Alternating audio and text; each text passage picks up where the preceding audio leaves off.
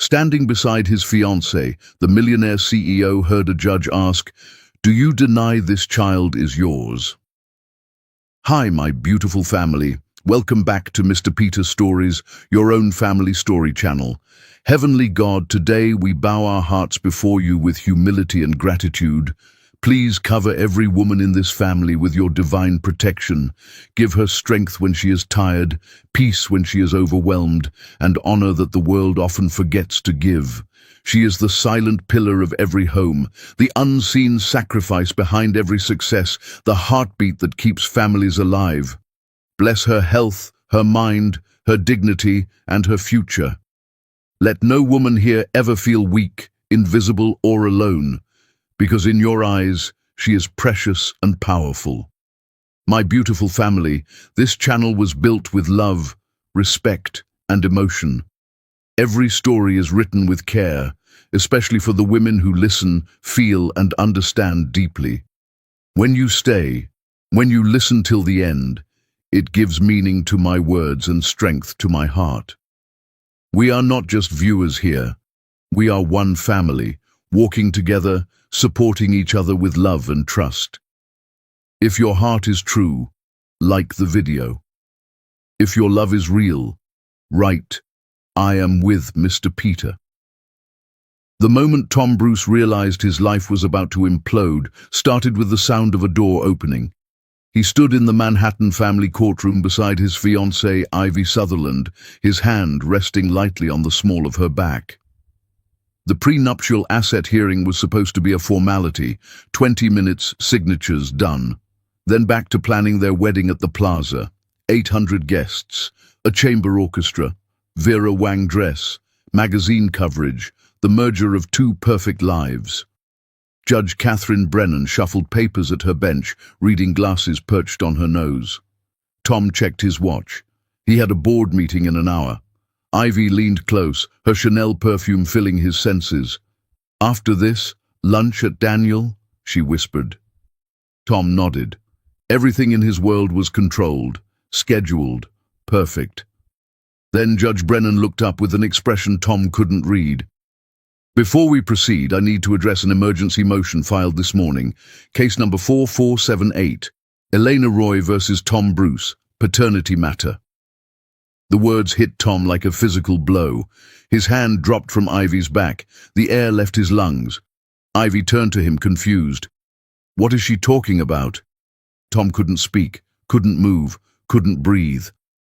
The courtroom door opened, and Elena walked in. 7 years collapsed into a single second. Tom's vision narrowed. The woman walking through that door wasn't the Elena he remembered from his memories. She wasn't the girl who used to dance in his kitchen wearing his shirts. She was a force of nature in a burgundy power suit, her hair swept back, diamond studs in her ears, walking with the confidence of someone who'd built an empire from ashes. Behind her, holding her hand, was a little girl. Tom's heart stopped. The child had his eyes, his dimples, his stubborn chin. She wore a navy blue dress with white flowers, her hair in 2 neat braids, and she looked terrified as she gripped Elena's hand and stared at the crowded courtroom. "What the hell is this?" Ivy hissed beside him, but her voice sounded like it was coming from underwater. Tom's mother, Willa, gasped from the gallery. She'd been sitting behind him with his father, Ford, and his sister, Piper. Tom heard his mother's sharp intake of breath, heard his sister whisper, "Oh my God," heard his father say his name with disappointment already thick in his voice. Eleanor's lawyer, a sharp-eyed woman in her 50s named Geneva Cross, approached the bench. "Your Honor, my client has been attempting to notify Mr. Bruce of his daughter's existence for 7 years. She was blocked, ignored, and threatened with legal action. We've filed this emergency motion because Mr. Bruce is about to enter into a marriage contract without disclosing this child, which affects asset distribution and parental rights." Ivy's hand found Tom's arm, nails digging in. "Tom, what is she talking about? Who is that woman?" Tom finally looked at Ivy. Her perfect face was twisted with confusion and rising panic. They'd been together for 6 years, engaged for 1. He'd never mentioned Elena. never said her name, had buried that part of his life so deep he almost convinced himself it never happened. "I can explain," Tom said, but his voice cracked. "Can you?" Ivy's eyes were filling with tears. "Can you explain why there's a woman claiming you have a child? Can you explain why I'm finding out about this in a courtroom?" Judge Brennan banged her gavel. "Ms. Sutherland, Mr. Bruce, please approach the bench with Ms. Roy and her counsel." Elena didn't look at Tom as they stood side by side in front of the judge. She kept her eyes forward, jaw set, one hand holding her daughter close to her side. The little girl peeked around her mother's legs to stare at Tom with open curiosity. Tom couldn't stop looking at her, at his daughter, because that's what she was. He knew it in his bones. The shape of her face, the way she tilted her head, the dimples that appeared when she pressed her lips together nervously. Judge Brennan opened a file. "Ms. Cross, present your evidence." Geneva Cross handed over a manila envelope. "DNA results from an independent laboratory, Your Honor, obtained from Mr. Bruce's discarded coffee cup outside his office building, compared against a cheek swab from the child, Sadie Louise Roy. The results show a 99.9% probability of paternity." The courtroom erupted. Reporters in the back started typing on their phones. Tom's mother let out a sob. Ivy made a sound like she'd been punched. Judge Brennan studied the documents, then looked directly at Tom. Her expression was hard, unforgiving. She'd been a family court judge for 20 years. She'd seen every kind of deadbeat father, every excuse, every lie. "Mr. Bruce," she said, her voice cutting through the chaos, "do you deny this child is yours?" Tom opened his mouth. Nothing came out. He looked at Elena for the first time, really looked at her. She was staring straight ahead, but he could see it. The rage. 7 years of rage burning behind those eyes he used to know better than his own. Her jaw was clenched so tight he could see the muscle jumping. Her hand was white-knuckled on her daughter's shoulder, their daughter's shoulder. Tom started, then stopped. Memories crashed over him like waves.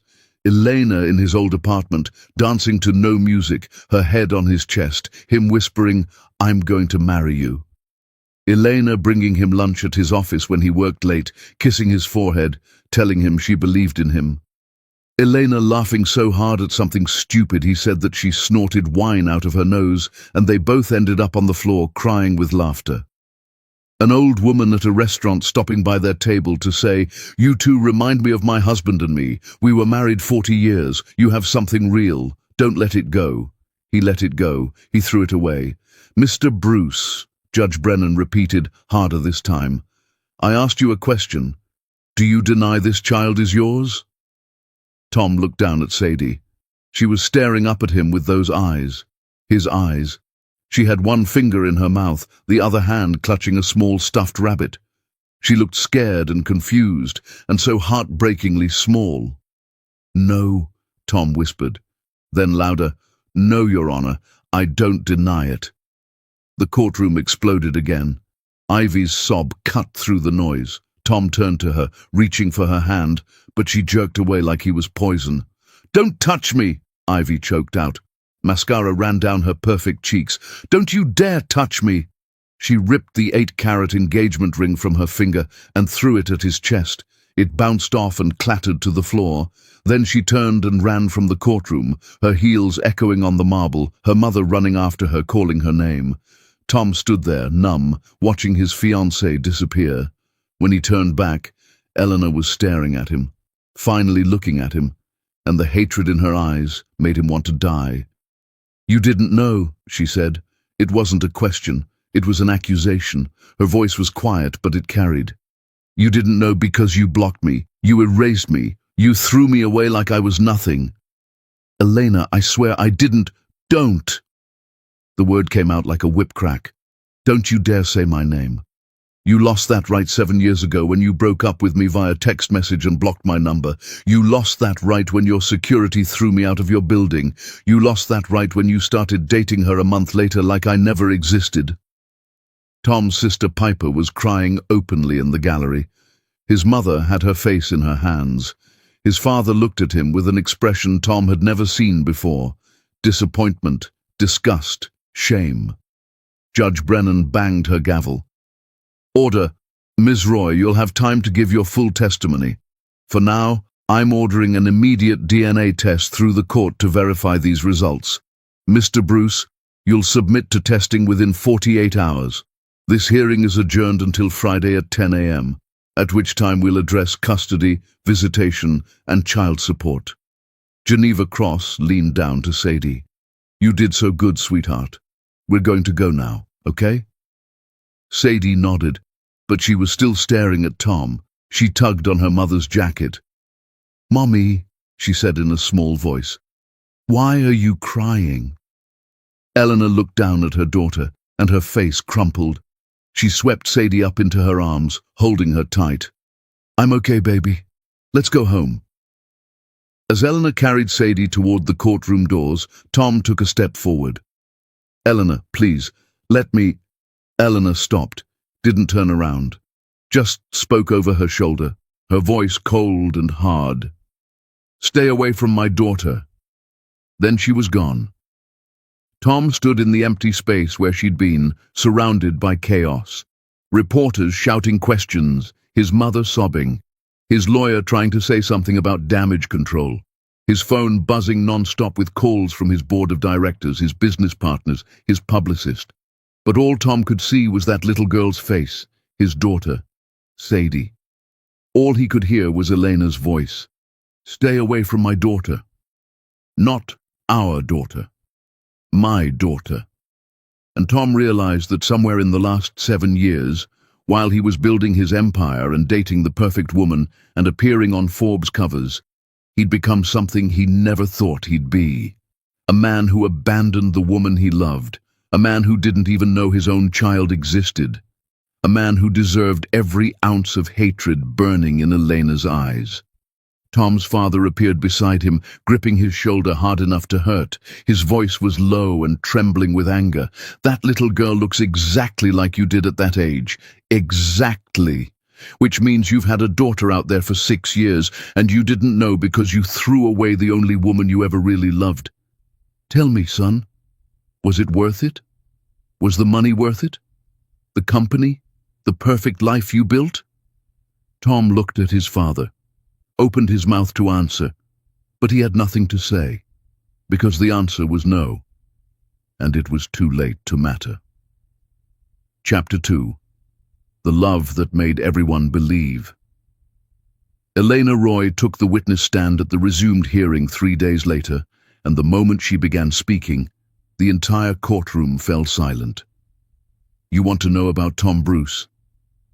Her voice was steady, but her hands gripped the edges of the witness box until her knuckles turned white. "Let me tell you about the man I thought I knew, the man I loved so completely that losing him nearly killed me."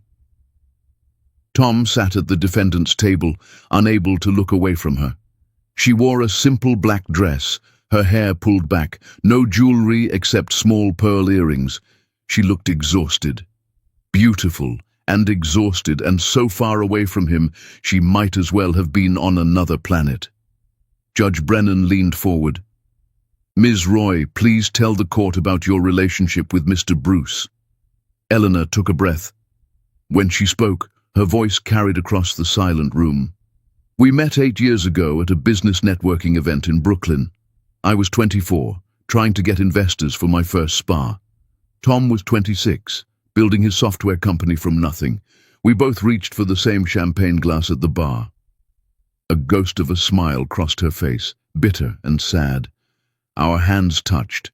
He said he wasn't letting go until I told him my name. Everyone in that room stopped what they were doing to watch us. We talked for 3 hours straight. I forgot there was an event happening, forgot about networking, forgot about everything except him." Tom remembered. God. He remembered every second of that night, how she'd laughed at his terrible jokes, how her eyes lit up when she talked about her dreams, how he'd walked her home and stood outside her building until sunrise because he couldn't bear to say goodnight.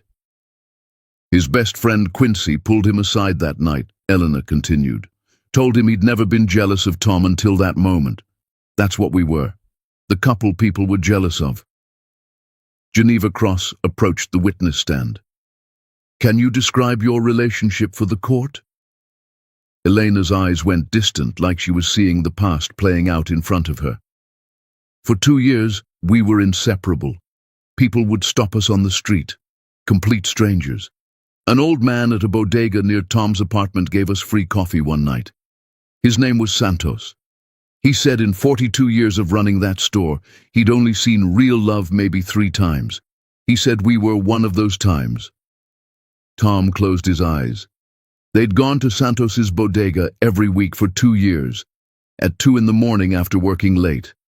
Santos would have their coffee ready before they walked in, would wave away their money, would tell them stories about his wife who'd died young. When Tom told Santos they were talking about getting married, the old man had cried. We went back to that bodega every week, Elena said, her voice breaking. Santos cried when we told him we were going to get married, except we never did, because Tom left me before he could keep that promise. Objection, Tom's lawyer stood. Your Honor, this is overly emotional testimony. Overruled, Judge Brennan said sharply. Sit down, counselor. The witness may continue. Eleanor wiped her eyes quickly. My cousin Halsey brought her boyfriend to meet us at dinner one night. Halfway through the meal, she excused herself to the bathroom. I followed her. She was crying. I asked what was wrong. She said watching Tom and me made her realize she and Derek didn't have real love, that they were settling. She said we made her want to break up with him and wait for something real. Tom's mother Willa was crying silently in the gallery. His sister Piper had her arm around their mother, tears streaming down her own face. His father sat rigid, jaw clenched, staring straight ahead. Did other people comment on your relationship? Geneva asked. All the time. Elena's voice was barely above a whisper now. Tom's business partner before the company exploded, a guy named Jackson, was going through a divorce. He saw us at Tom's office one day. I'd brought Tom lunch, kissed his forehead, left. Jackson told Tom he'd just signed his divorce papers, and watching us made him realize his marriage had been dead from the start. He told Tom he was lucky, told him not to mess it up. Tom remembered that day, remembered Jackson's words, remembered thinking he was the luckiest man alive because Eleanor loved him. There was a Sunday at a farmer's market, Eleanor continued, lost in memory. Tom was carrying my bags. I was laughing at something ridiculous, he said. A teenage girl, maybe 16, stopped us. She apologized for being weird, but said we looked so in love it made her cry. Said she wanted what we had when she grew up, asked if she could take a picture. Elena pulled out her phone with shaking hands, showed it to the judge, to the court. I still have that picture. I look at it when I can't sleep, when I need to remember that what we had was real, that I didn't imagine it. The bailiff passed the phone to Judge Brennan. The judge looked at the photo for a long moment, then at Tom. Her expression was unreadable. Tell the court about meeting Mr. Bruce's family, Geneva prompted. His mother Willa hosted Thanksgiving, Eleanor said, looking directly at Willa now. I helped her make pies. We got flour everywhere. Tom took pictures. His Aunt Ruth, who'd been widowed for 10 years, pulled Willa aside. I overheard her say that's what she'd had with her husband Henry, real love, that most people never find it, that Tom was blessed. Willa let out a sob. Piper held her tighter. After Ruth left, Willa told Tom that if he ever let me go, she'd disown him. Eleanor's voice turned hard. He laughed, like it was impossible. Like we were forever. Did you discuss marriage and children? Geneva asked. Every day. Elena's hands were shaking now. We talked about having 3 kids, a house with a big kitchen, growing old together. Tom said he wanted a daughter first, said he wanted a little girl who looked like me. I told him I wanted a son who had his eyes. She looked at Tom for the first time since taking the stand. We got the daughter. She has your eyes, but you weren't there to see them. The courtroom was completely silent. Even the court reporter had stopped typing, riveted. "What happened to change your relationship?" Judge Brennan asked. Elena's face went cold. "Money happened. Success happened. Tom's company got massive investor interest. A venture capitalist named Briggs Holloway came in with a huge funding offer, but he had conditions. Tom had to relocate to San Francisco, work around the clock, eliminate distractions." She said the last word like it tasted like poison. "I was a distraction." "That's not true," Tom said before he could stop himself. His lawyer grabbed his arm, but Tom jerked away. "Elena, that's not—" "You told me I was too needy," Elena said, her voice rising. "You told me I didn't understand the pressure you were under. You missed my second spa's grand opening because you were in Tokyo. I called you crying, and you told me to stop being so emotional. Your new business partner Lennox kept telling you that guys like you had to sacrifice relationships for success, and you listened to him instead of me."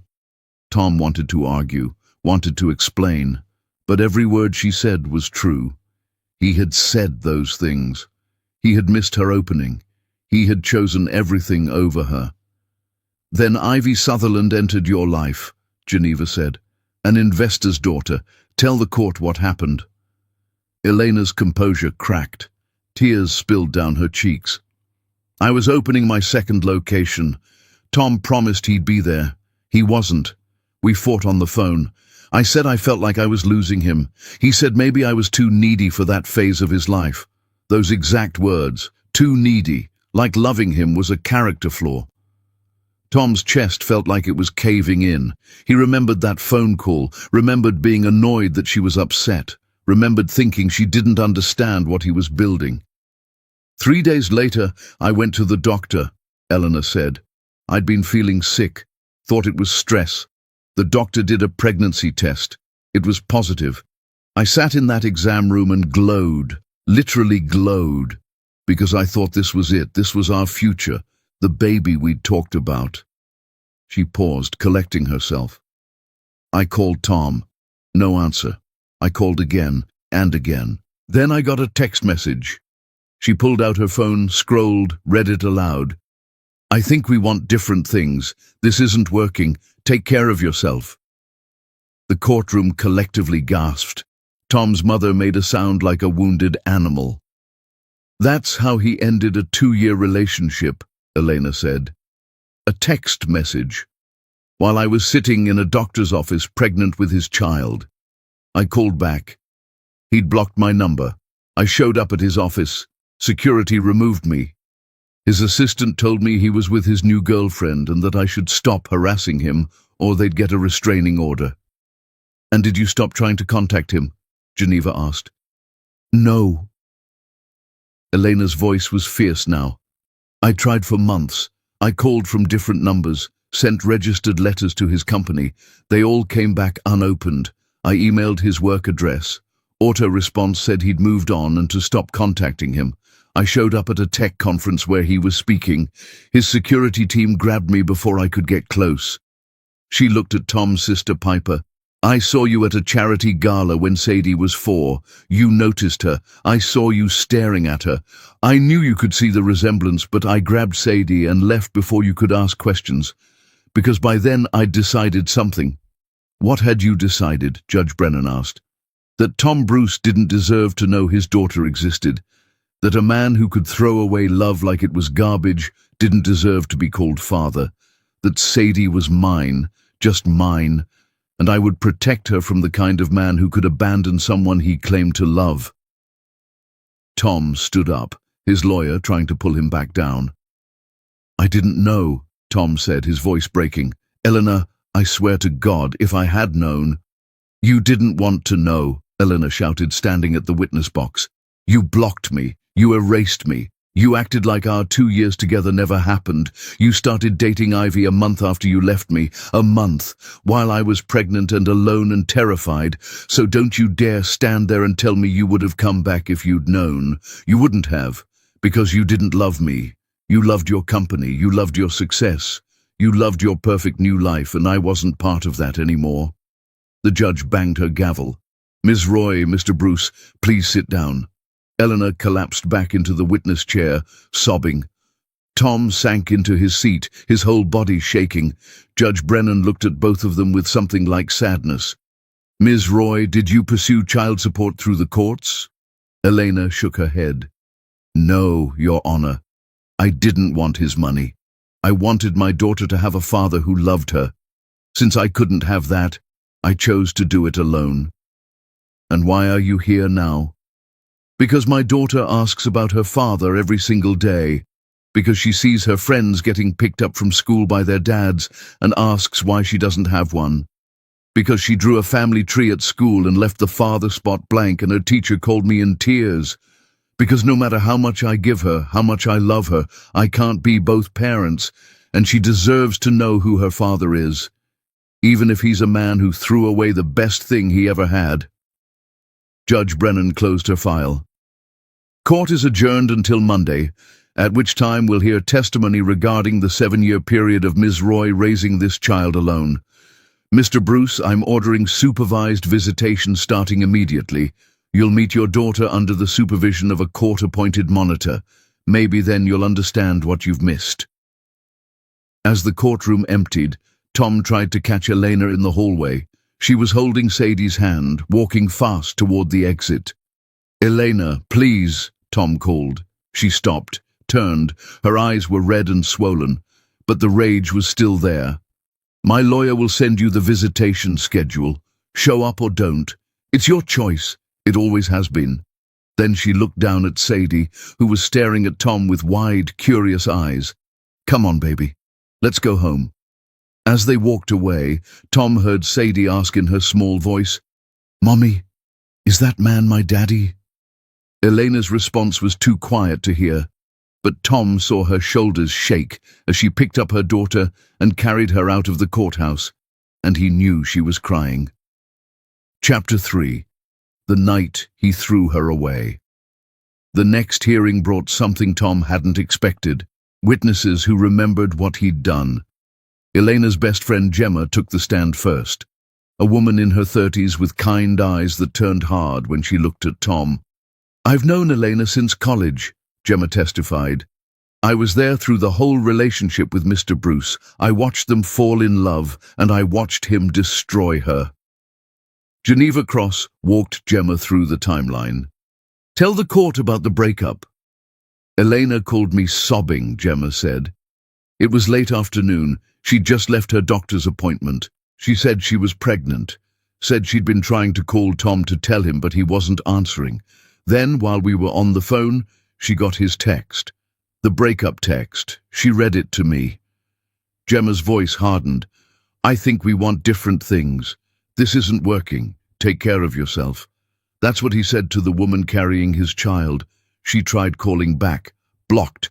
She was hysterical. I drove to her apartment, found her on the bathroom floor. She'd been throwing up from crying so hard. She kept saying, "I'm pregnant," over and over like she couldn't believe it. Tom's hands were clenched so tight his nails drew blood from his palms. "What happened next?" Geneva asked. "I stayed with her that night. She barely slept. Kept checking her phone, hoping it was a mistake, hoping he'd call. He never did. The next morning she called her parents." Gemma's voice broke. "They lived in Boston. They got in the car immediately to come see her. They never made it." The courtroom went silent. "A drunk driver hit them head-on," Gemma continued, tears streaming down her face. "They died instantly. Elena got the call while she was still in her pajamas, still hoping Tom would come back. In one day, she lost the man she loved and both her parents, and she was pregnant, alone, 24 years old, no family except the baby inside her." Tom felt like he'd been punched in the chest. Eleanor's parents were dead. He didn't know. He'd never asked, never cared enough to find out. His mother Willa was sobbing openly now. His father had his head in his hands.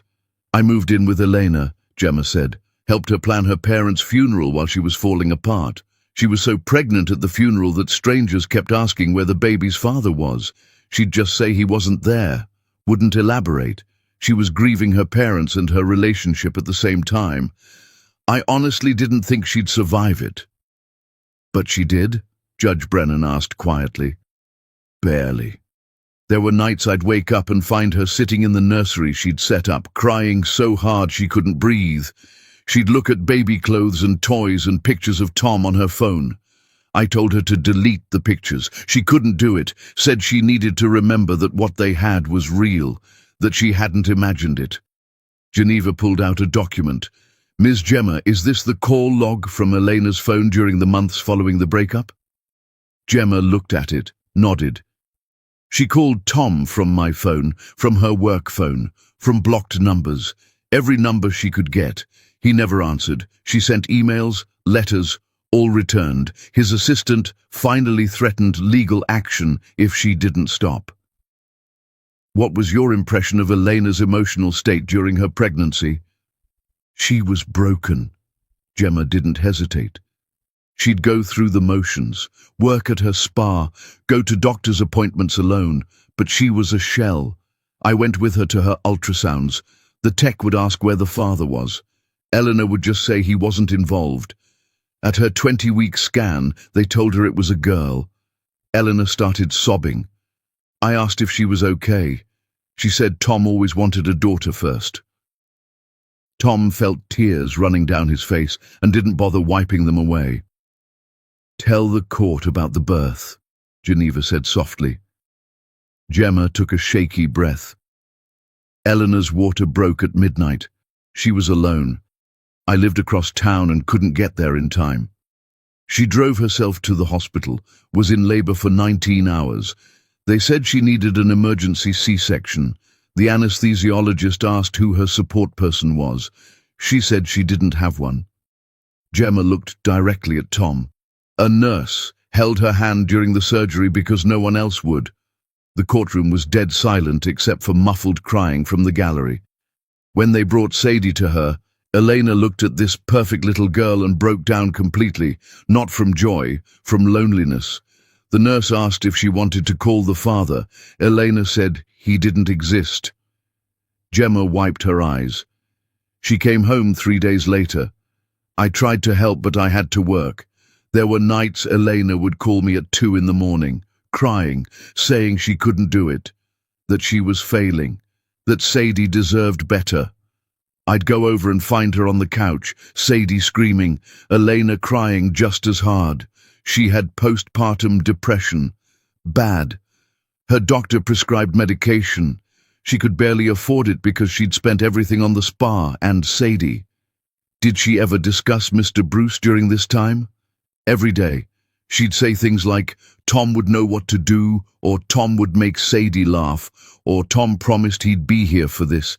She still loved him, even after everything. She couldn't turn it off. Geneva let that sink in. When did she stop talking about him? When Sadie was about 2. Eleanor came to my apartment one day. She'd been crying. She said she'd been driving past Tom's old office and saw him on the street with Ivy Sutherland. They were laughing. He looked happy. Eleanor said she realized he'd moved on completely while she was still drowning. That day, she deleted every photo of him from her phone, threw away everything that reminded her of him, told me she was done grieving a ghost. But she wasn't done, was she? No. Gemma's voice was barely a whisper. I'd still catch her crying sometimes, late at night after Sadie went to bed. She never really stopped loving him. She just got better at hiding it. Tom's lawyer stood for cross-examination. Miss Gemma, isn't it true that Miss Roy could have filed for child support at any time, that she chose not to? Yes, she chose to struggle alone rather than ask anything from a man who'd made it clear he wanted nothing to do with her. So, this is a choice she made, to keep Mr. Bruce's daughter from him. No, Gemma said firmly, this is a choice he made, when he threw away the woman he supposedly loved via text message, when he blocked her everywhere, when he threatened her with a restraining order. Eleanor tried everything. He made it impossible, so she did what any good mother would do. She protected her child from a man who'd proven he could abandon people he claimed to love. When Tom's lawyer tried to continue, Judge Brennan cut him off. I've heard enough. Next witness. A woman in her 60s took the stand. Her name was Trina Mitchell. She worked as a grocery store cashier. "Do you remember Ms. Roy?" Geneva asked. "Oh, yes." Trina's expression was sad. "She used to come in late at night with her baby, always looked exhausted, always counted her money before she got to check out." "Do you remember a specific incident?" Trina nodded. "Baby was maybe 4 months old. Elena came in around 11 at night. Baby was sleeping in the car seat. Elena had diapers, formula, bread, peanut butter. She kept adding things up in her head. Got to my register. Card declined." Tom felt sick. "She looked mortified," Trina continued. "People behind her were getting annoyed. She asked to try again, still declined. She started taking things out, formula, diapers, down to just bread and peanut butter. Card finally went through. She was crying, trying to hide it, but I could see. She loaded her baby back in the cart and left. I went to the break room and cried. I have 3 kids. I know what it looks like when a mother is drowning." "Did you see her again?" "Every week for years. Sometimes her card would work. Sometimes she'd have to put things back. She never complained, never asked for help, just did what she had to do. Then one day, maybe 2 years ago, she came in and her card went through no problem. She'd made it, built her business. But I'll never forget those early years. That woman raised that baby alone and barely survived it." Tom wanted to run from the courtroom, wanted to disappear, but he forced himself to sit there and listen to every word. This was what he'd done. This was the cost of his choices. Elena's old landlord testified next, a man named Rafael Diaz.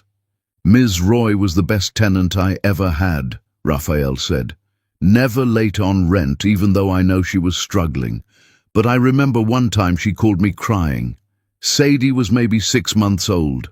Said her heat was out. It was January. She couldn't afford to call a repair person. I came over immediately, found her sitting in her apartment with the oven on, holding her baby, both of them in winter coats because it was so cold." Raphael looked at Tom with disgust. "I fixed her heat for free. Asked where the baby's father was. She said he wasn't in the picture. I asked if she needed help. She said she was fine. But she wasn't fine. She was barely holding on." Witness after witness took the stand.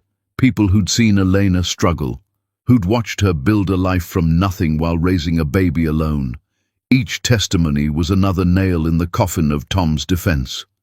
Finally, Elena took the stand again. "I need to tell you about one more night," she said quietly. "The worst night. The night I almost gave up." The courtroom held its breath. Sadie was 4 months old. She had colic, screamed for hours every night. I hadn't slept in days. My spa was barely making money. My bank account was almost empty. My parents were dead. I had no one.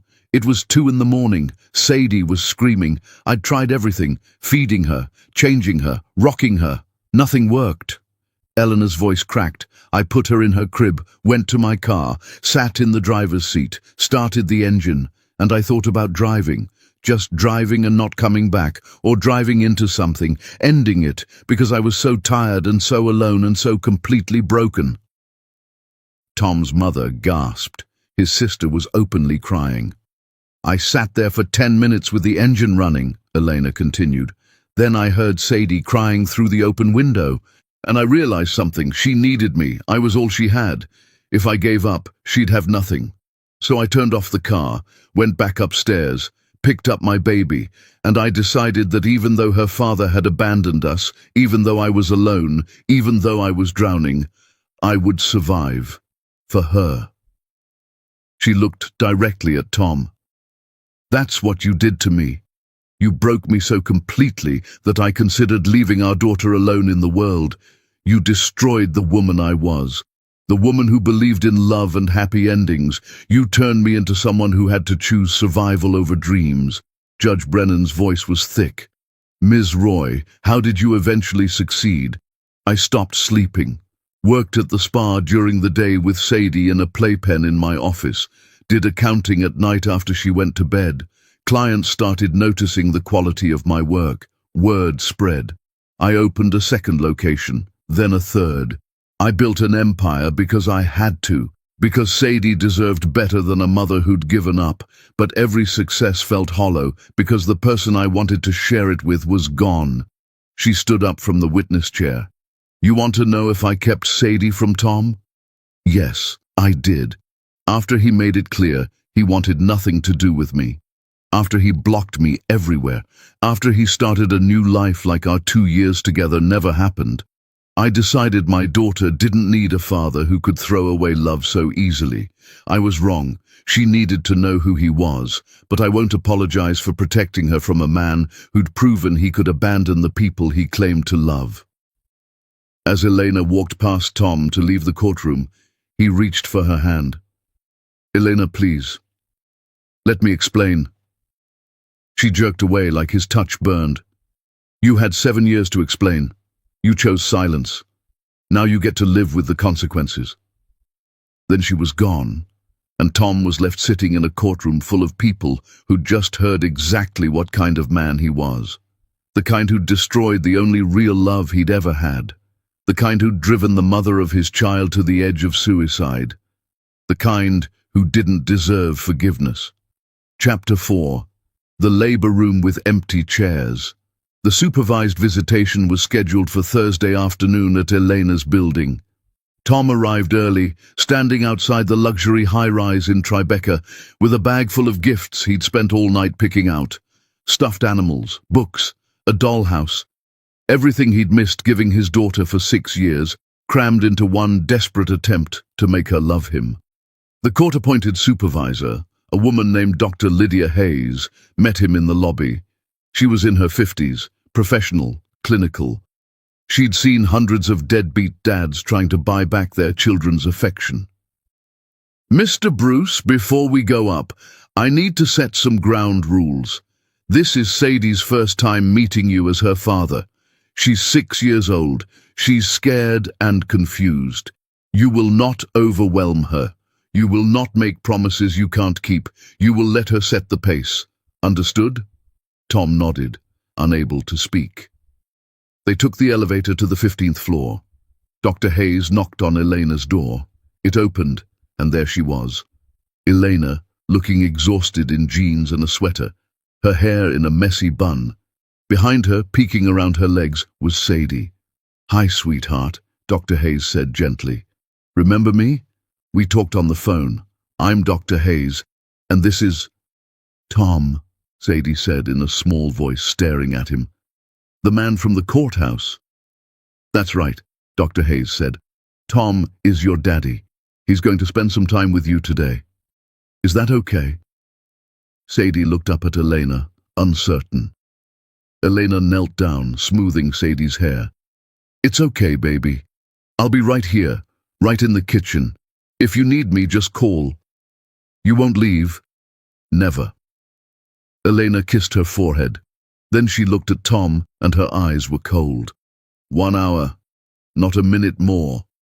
She walked away, leaving Sadie standing in the middle of the living room, clutching a stuffed rabbit, staring at Tom like he was a stranger. Which he was. Dr. Hayes sat on the couch. Why don't you show Tom your room, Sadie? Sadie shook her head, hiding behind Dr. Hayes. Tom knelt down, trying to make himself smaller, less threatening. Hi, Sadie. I brought you some presents. Would you like to see them? Why? The question caught him off guard. Because I wanted to get you something nice. But you don't know me. Sadie's voice was quiet but matter-of-fact. Kid logic, cutting straight to the truth. How do you know what I like? Tom looked at the bag full of expensive gifts and realized she was right. He had no idea what his daughter liked, what her favorite color was, what books she read, what made her laugh. You're right, he said quietly. I don't know you, but I'd like to. Would that be okay? Sadie considered this. My friend Tessa has a daddy. He picks her up from school. He knows she likes strawberries but not blueberries. He knows she's scared of thunderstorms. Do you know what I'm scared of? Tom's throat closed up. No, I don't. I'm scared of the dark, Sadie said, and loud noises, and that Mommy will disappear like my grandparents did. Your grandparents? They died before I was born. Mommy says they would have loved me, but I never got to meet them, just like I never got to meet you. Tom felt like he'd been gutted.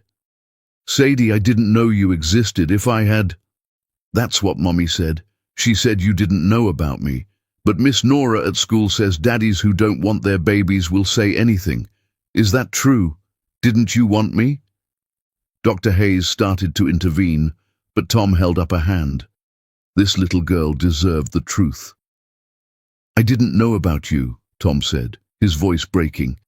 Your mommy tried to tell me, but I'd done something very, very bad. I'd stopped talking to her. I'd hurt her, so she couldn't reach me.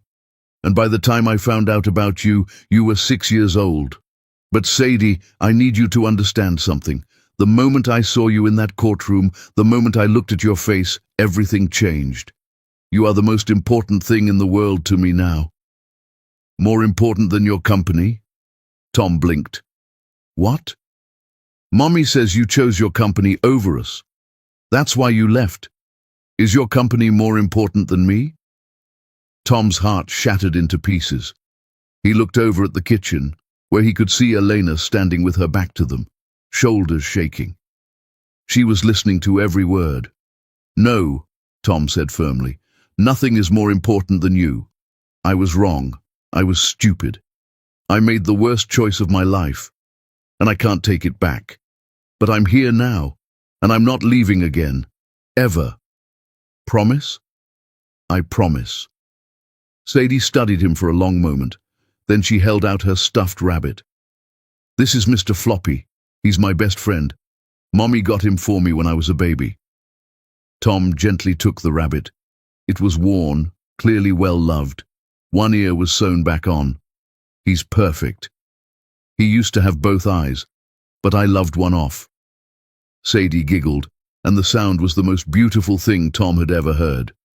Mommy says you can love things so much they fall apart. Tom handed Mr. Floppy back. Your mommy is very smart. She cries at night sometimes. The words hit Tom like a punch. She does? Sadie nodded seriously. She doesn't know I hear her, but I do. She looks at pictures on her phone and cries. Are they pictures of you? Tom couldn't breathe. I don't know, baby. I think they are. Because sometimes she says your name when she's crying. Dr. Hayes cleared her throat, clearly emotional. Sadie, honey, why don't you show Tom your drawings? Sadie ran to her room and came back with a folder full of crayon drawings. She sat on the couch next to Tom, still maintaining distance but not hiding anymore. This is Mommy, she said, pointing to a stick figure with long hair. This is me. This is Aunt Gemma. This is Grandma Willa. Tom looked at the drawing. You've met Grandma Willa? She came to visit. She cried a lot. But she's nice. She brought me a music box and told me stories about when you were little. Sadie looked up at him. Did you really eat a whole jar of peanut butter when you were my age? Tom laughed through his tears. I did. My mom was so mad. I like peanut butter too. Mommy makes me peanut butter sandwiches for lunch every day. She cuts them into triangles. Triangles are the best shape for sandwiches. Sadie smiled. A real smile. And Tom felt something shift in his chest. For the next hour, Sadie showed him her drawings, her toys, her books. She told him about school, about her teacher, Miss Rivera, about her best friend, Poppy. She didn't call him Daddy, just Tom. But she talked to him, and that was enough. When Dr. Hayes said time was up, Sadie didn't argue. But as Tom stood to leave, she tugged on his shirt. Tom, will you come back? Yes, every time I'm allowed, I promise. Okay. She hugged Mr. Floppy tight. Maybe next time you can meet Poppy. She's really nice, and she doesn't have a daddy either. Maybe you could be both our daddies. Tom's voice broke. I'd like that. As Dr. Hayes led Tom to the door, Eleanor appeared from the kitchen. Her eyes were red and swollen. She'd heard everything. "Thank you for being honest with her," she said quietly. "Eleanor, don't. Just show up next time, that's all I ask. Just show up." Tom left the apartment and made it to the elevator before he completely broke down. Dr. Hayes stood beside him, handing him tissues. "That was good, Mr. Bruce. Honest. That's what she needed." "She asked if I chose my company over her," Tom said, his voice wrecked. "She's 6 years old and she already knows I abandoned them." Children are perceptive, but they're also forgiving. If you keep showing up, keep being honest, you have a chance to build something real with her. Tom nodded, wiping his eyes. "Did you hear what she said about Elena crying at night?" "I did. She still loves me." Tom looked at Dr. Hayes. "After everything I did, she still loves me." Love doesn't turn off like a light switch, Mr. Bruce. But love also doesn't erase pain. Whatever you're hoping to rebuild with Ms. Roy, it's going to take more than showing up for your daughter. It's going to take time, consistency, and proof that you're not the man who left. Tom took the elevator down to the lobby, stepped out onto the street and called his best friend Quincy. "I just met my daughter," Tom said when Quincy answered. "Really met her, and she asked if I chose my company over her." Quincy was quiet for a moment. "What did you tell her?" "The truth. That I did, that I was wrong, that nothing is more important than her now." "And is that true? Or are you just saying what she wants to hear?" Tom looked back up at Elena's building. "It's true. I'd give up everything to go back and choose them. But I can't.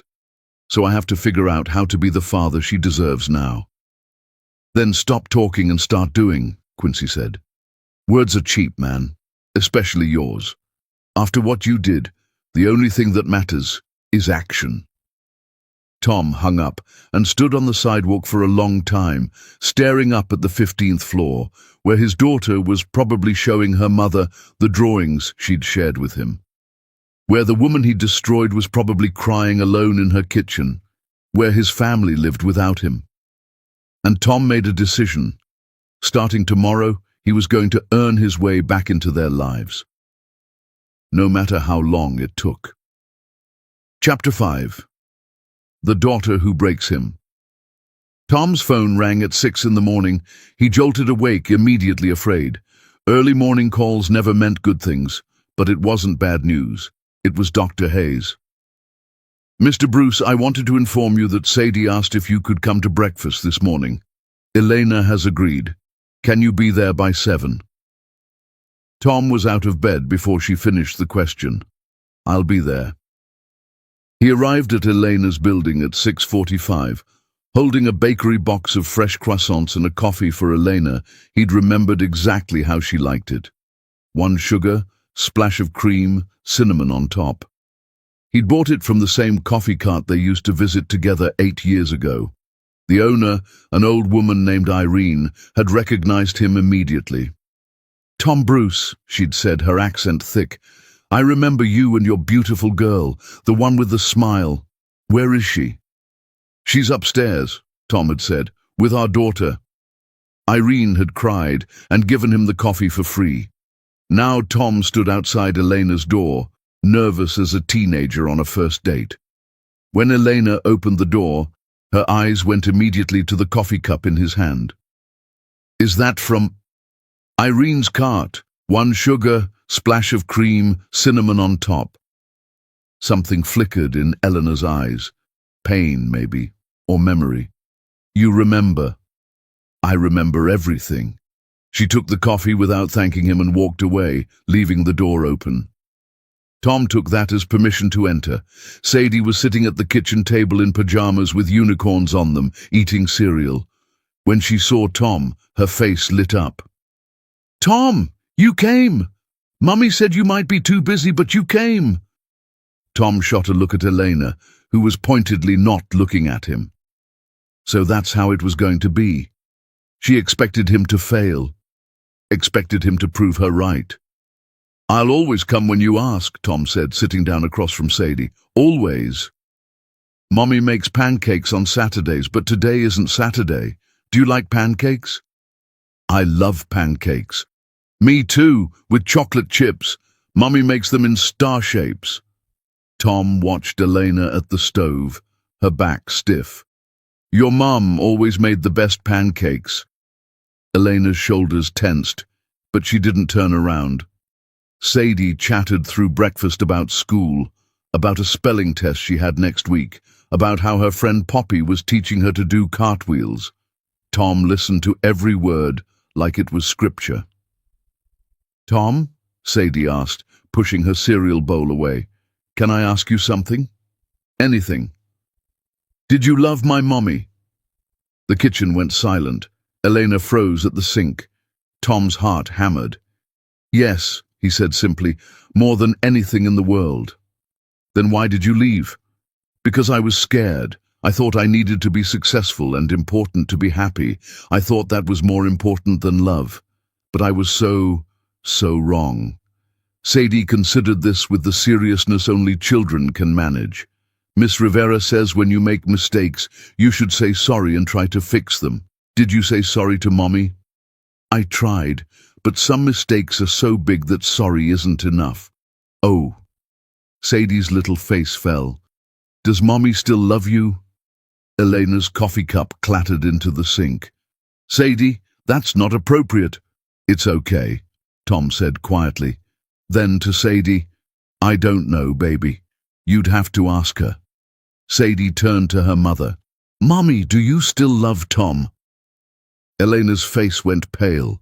She looked at Tom, then at Sadie, and Tom could see the war happening behind her eyes. The truth versus what she thought she should say. Protecting her daughter versus being honest. That's complicated, sweetheart. But you cry at night and say his name. I heard you. Elena's eyes filled with tears. Sadie, we've talked about eavesdropping. I wasn't eavesdropping. I was getting water and I heard you. You were looking at pictures on your phone and crying, and you said, Tom, why did you leave us? So you must still love him, right? Tom stood up, unable to stay seated. Elena, don't. Her voice was sharp, but her hands were shaking. Don't you dare use our daughter's observations to... I'm not using anything. I just need you to know that I still... Stop! Elena held up a hand. Sadie, go brush your teeth. School bus comes in half an hour. But now, baby, please. Sadie looked between her parents, clearly sensing the tension. She slid off her chair and ran to her room. Mr. Floppy clutched tight. The moment Sadie's door closed, Elena whirled on Tom. You don't get to do this. You don't get to come into my home and make my daughter think... Think what? That her parents might love each other? Is that so terrible? Yes, Elena's voice cracked. Because you don't love me. You loved the idea of me, the version of me that fit into your old life. But the moment I became inconvenient, you threw me away. And I will not let Sadie grow up thinking that's what love looks like. I did love you. I still... Don't say it. Elena's eyes were blazing. Don't you dare stand in my kitchen and tell me you love me. You don't love me. You love the ghost of who we were. You love the memory of something you destroyed. That's not love. That's guilt. Tom took a step closer. You're wrong. Am I? Then tell me, Tom. If you could go back to that day, the day you got the funding offer, the day you had to choose between your company and me, what would you choose? The question hung in the air like smoke. You, Tom said immediately. I'd choose you, every time, without hesitation. Eleanor laughed, but there was no humor in it. That's easy to say now that you've seen what you lost.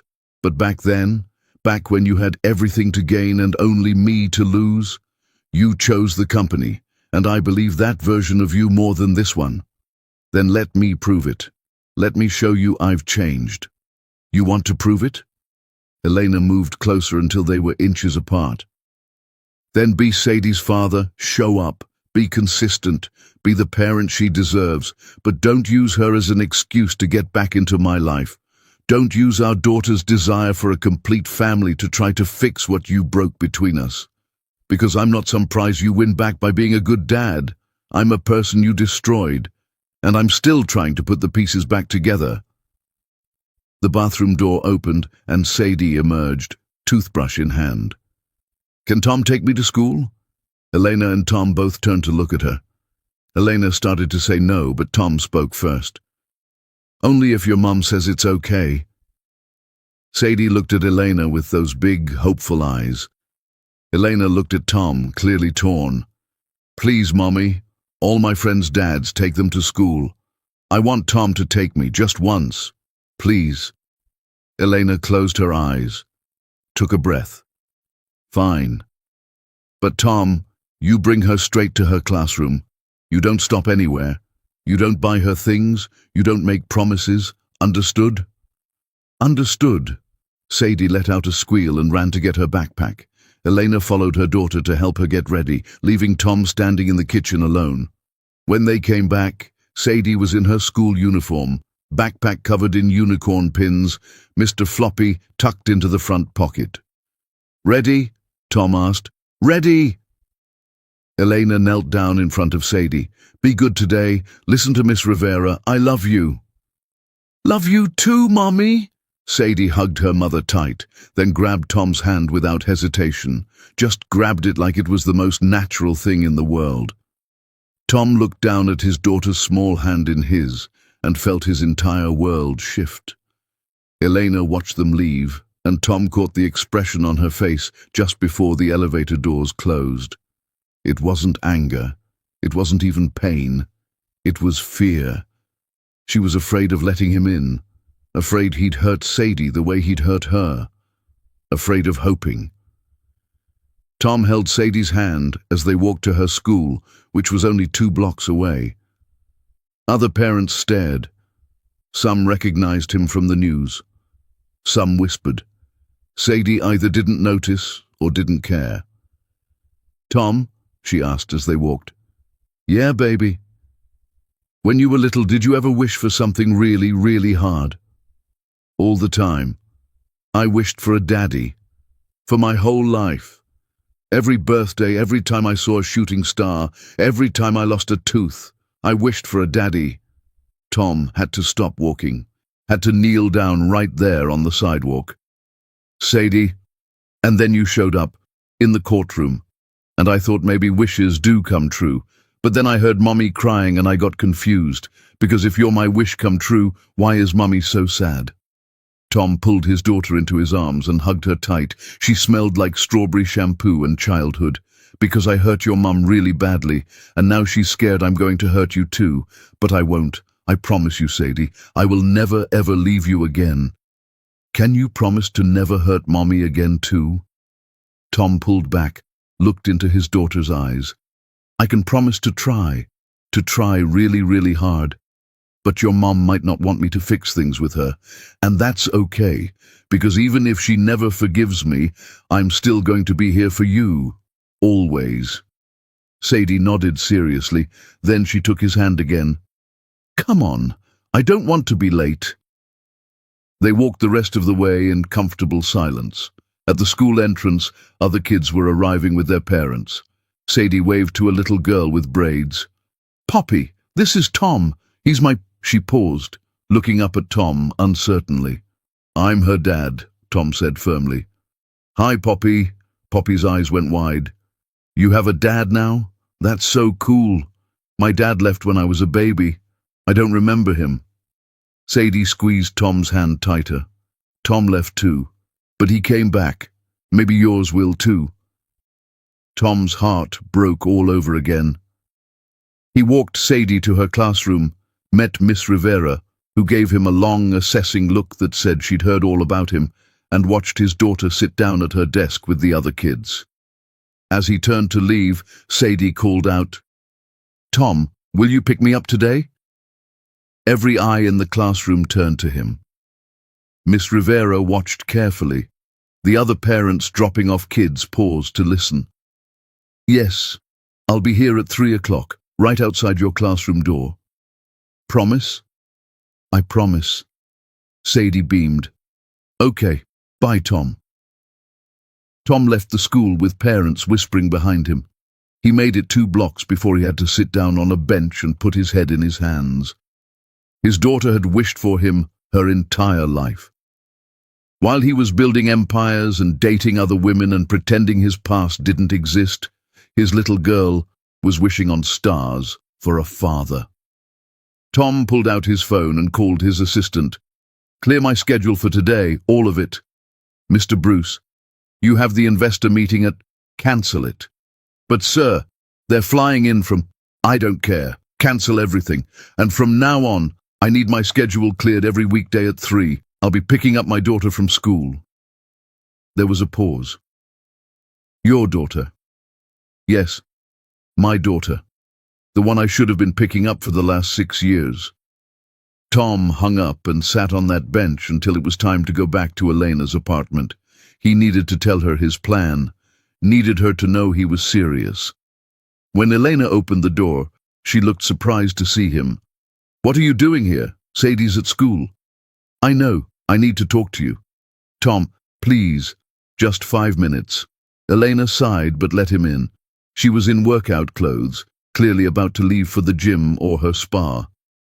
"I'm picking Sadie up from school every day," Tom said without preamble. 3 o'clock.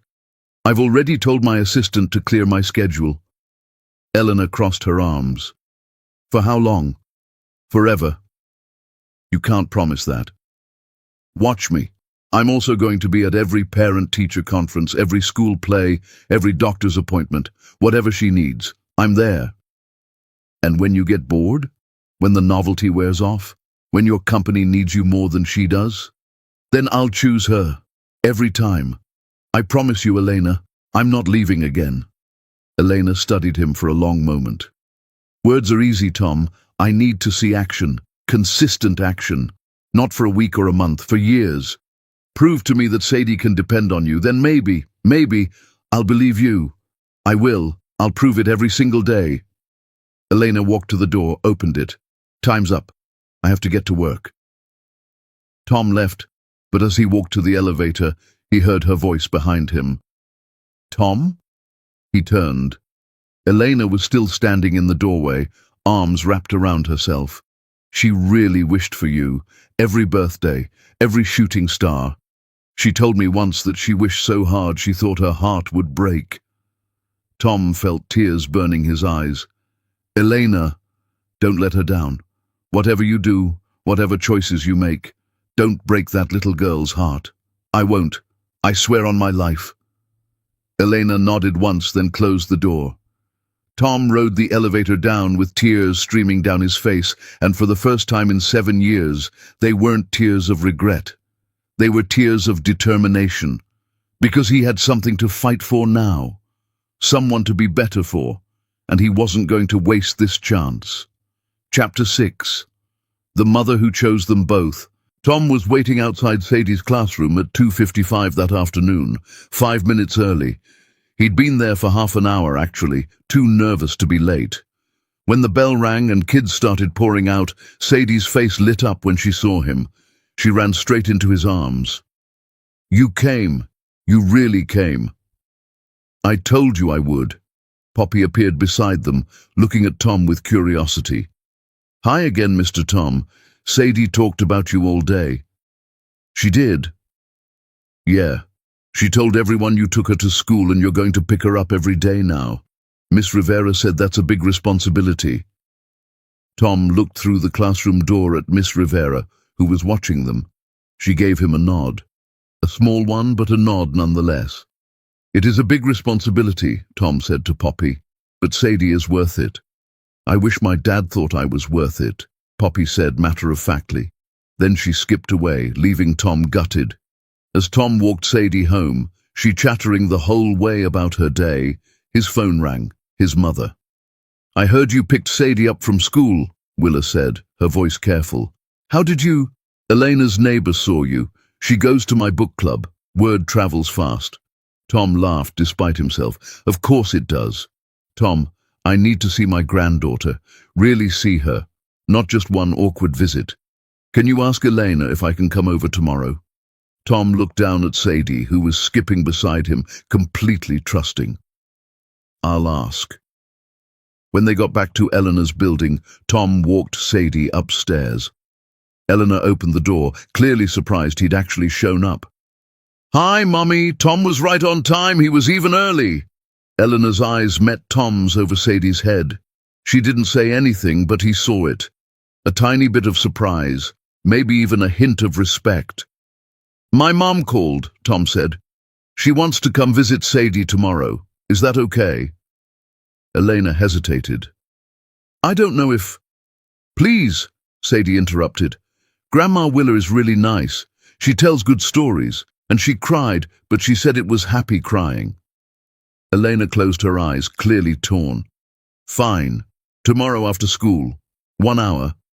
"Thank you," Tom said softly. "Don't thank me. This is for Sadie, not for you." But when Tom turned to leave, Eleanor caught his arm. Her touch sent electricity through him. "You showed up," she said quietly. "On time." "I said I would. People say a lot of things. I'm not people. Not anymore." Elena let go of his arm and stepped back. "We'll see." The next day, Tom brought his mother to Elena's apartment. Willa was nervous, clutching a gift bag, her eyes red from crying. When Elena opened the door, the two women stared at each other for a long moment.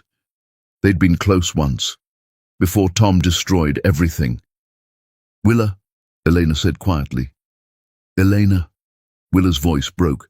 "I'm so sorry. For what my son did, for not fighting harder to find you, for missing 6 years of my granddaughter's life."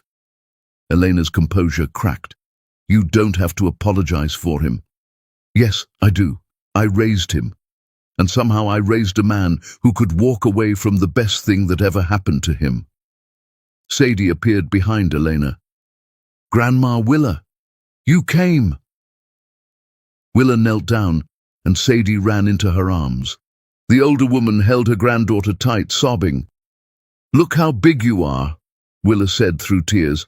"Last time I saw you, you were so small. Now you're practically grown up." "I'm 6 3/4, Sadie said seriously. "That's almost 7. That's almost grown up indeed."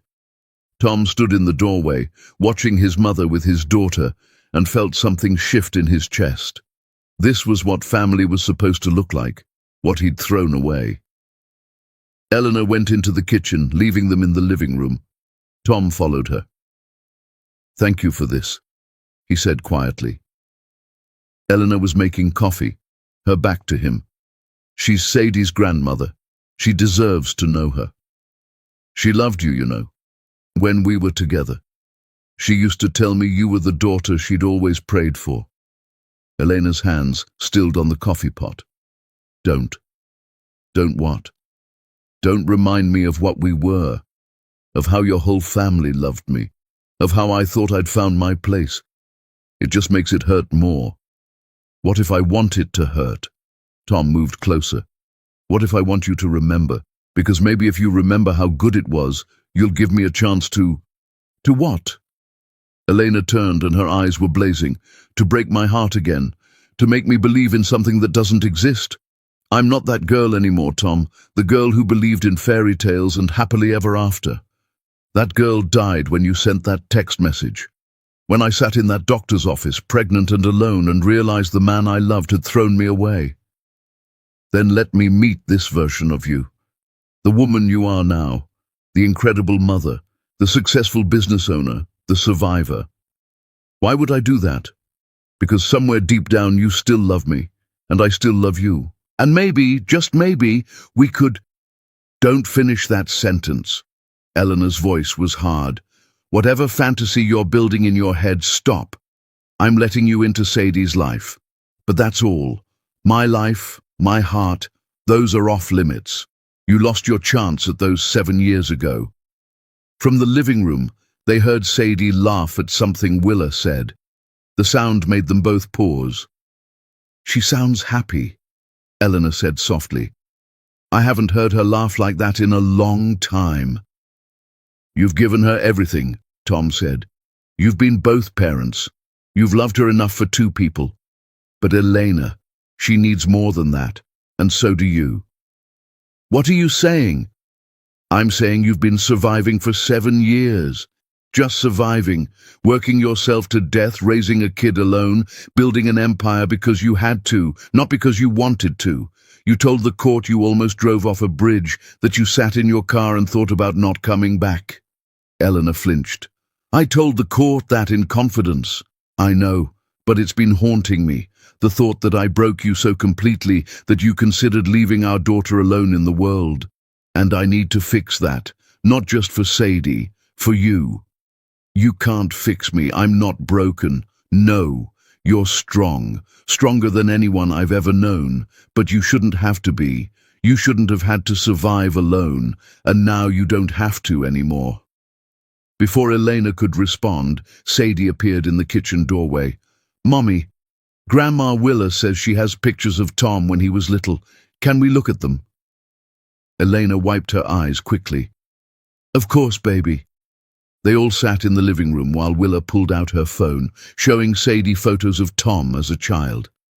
Sadie squealed at a picture of Tom covered in mud. You were messy, she giggled. Very messy, Willa agreed. Your mommy would have hated it. No, she wouldn't, Sadie said confidently. Mommy says getting dirty means you're having fun. Willa's eyes met Elena's across the room. You're raising her right. I'm trying. You're succeeding. She's beautiful and smart and kind. You did that. Elena's eyes filled with tears. Thank you. I mean it. I see so much of both of you in her. Tom's stubbornness, your strength. She's lucky to have you as a mother. She deserves a father too. Willa looked at Tom. Then it's a good thing he's finally figured that out. As the visit ended and Tom walked his mother to the elevator, Willa grabbed his arm. That woman raised your daughter alone through grief and poverty and loneliness.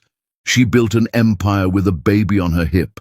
She survived what would have destroyed most people. And you think showing up for a week makes up for 7 years? No, I know it doesn't. Then you'd better be prepared to show up for the rest of your life, because Elena Roy deserves a man who will move mountains for her, and right now you're just moving pebbles. I'll move mountains, I promise. Willa studied her son's face. You really do love her, don't you? More than I thought was possible to love someone. Then prove it, not with words, with actions, every single day, until she believes you. As Tom rode the elevator back down, his phone buzzed with an email from his board of directors. Emergency meeting called. Investor pressure. Company in crisis without his full attention. Tom deleted the email without reading the rest. He had a daughter to pick up from school tomorrow, and a woman to prove himself to. The company could wait. For the first time in 7 years, Tom Bruce knew exactly what his priorities were. Chapter 7. The best friend who remembers Tom showed up at Elena's building every morning at 6:30 to make breakfast, every day at 3 to pick Sadie up from school, every night at 5 for homework time.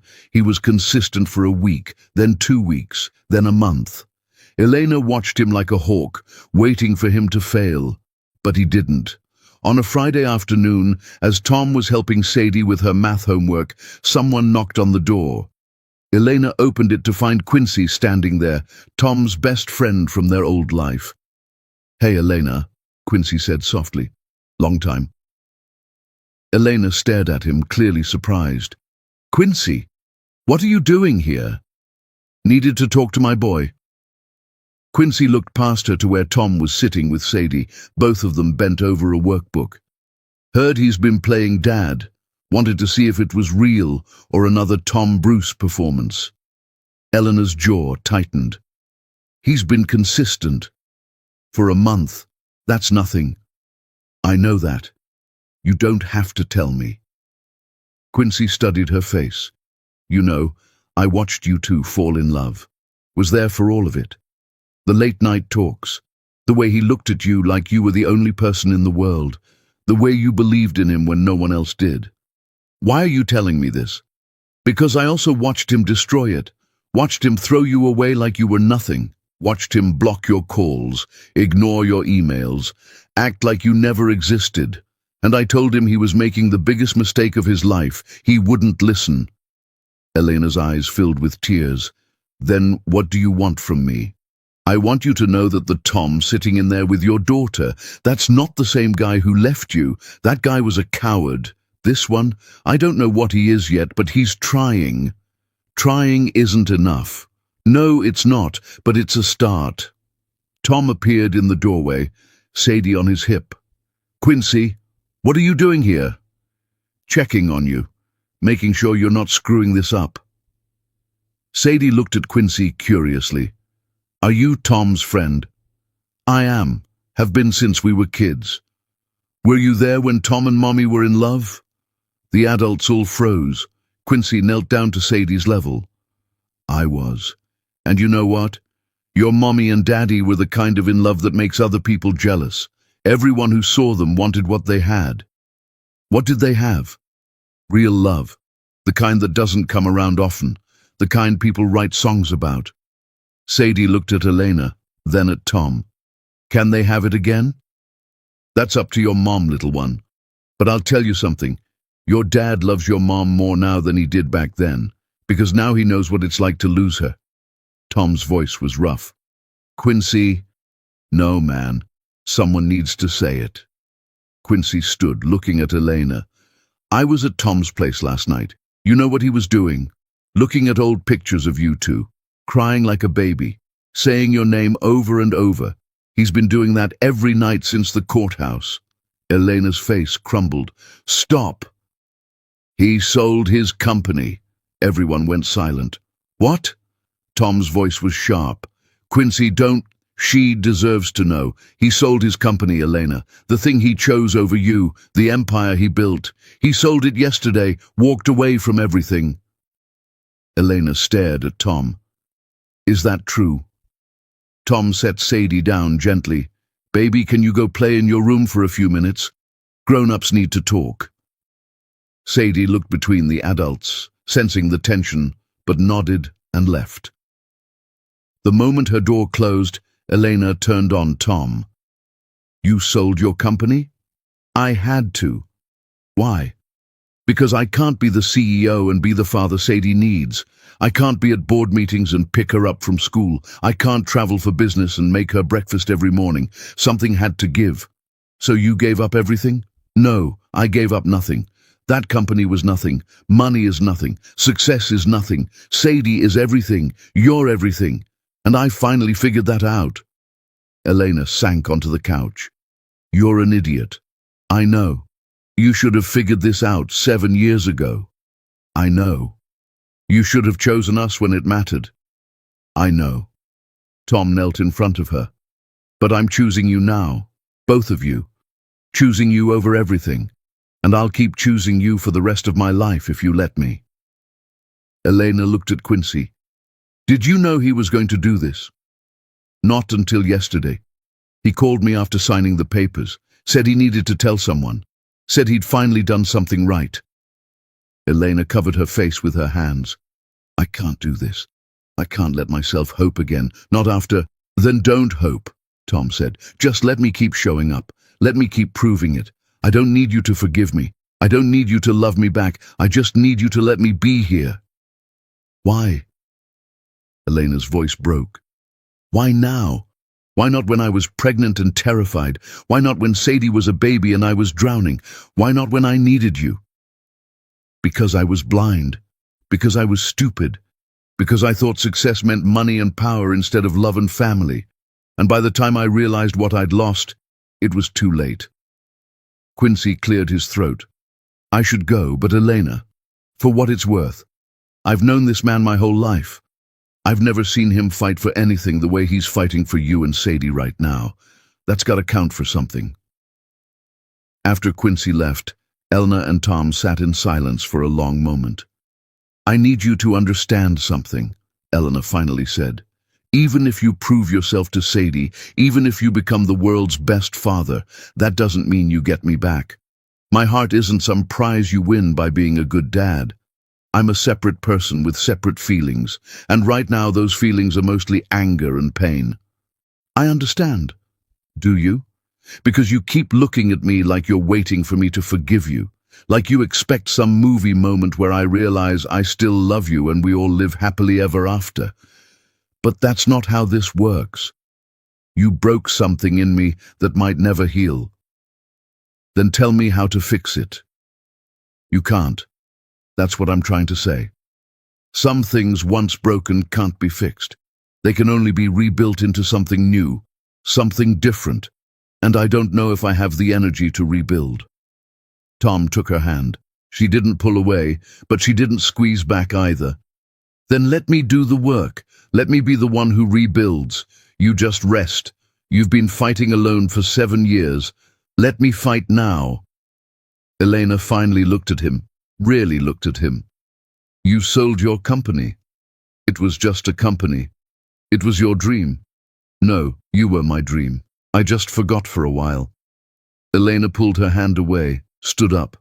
I need time. Time to process this. Time to figure out what I feel beyond anger. Take all the time you need, I'll be here. As Tom stood to leave, Eleanor's voice stopped him at the door. Tom, thank you for picking Sadie up every day. She's happier than I've seen her in years. She's my daughter. Where else would I be? After Tom left, Eleanor went to Sadie's room, found her daughter sitting on her bed, holding Mr. Floppy, looking worried. Is Tom leaving again? Sadie asked in a small voice. No, baby, he's not leaving. He's just going home for the night. But he'll come back tomorrow? Yes, he'll come back. Sadie hugged Mr. Floppy tight. Mommy, do you think you'll ever love Tom again? Eleanor sat on the bed, pulled her daughter close. I don't know, sweetheart. Love is complicated when someone hurts you. But Grandma Willa says you can love things even when they're broken. That's what I did with Mr. Floppy when his ear fell off. I still loved him. Elena kissed her daughter's forehead. You're very wise, you know that? I get it from you. That night, after Sadie was asleep, Elena did something she hadn't done in years. She pulled out the shoebox from under her bed, the one with Sadie's ultrasound pictures, the hospital bracelet, the onesie that said Daddy's Girl she'd bought when she first found out she was pregnant, and at the bottom, a printed email she'd written to Tom, but never sent. Dated the day after Sadie was born. Dear Tom, we have a daughter. Her name is Sadie Louise. She has your eyes, your dimples, your stubborn chin.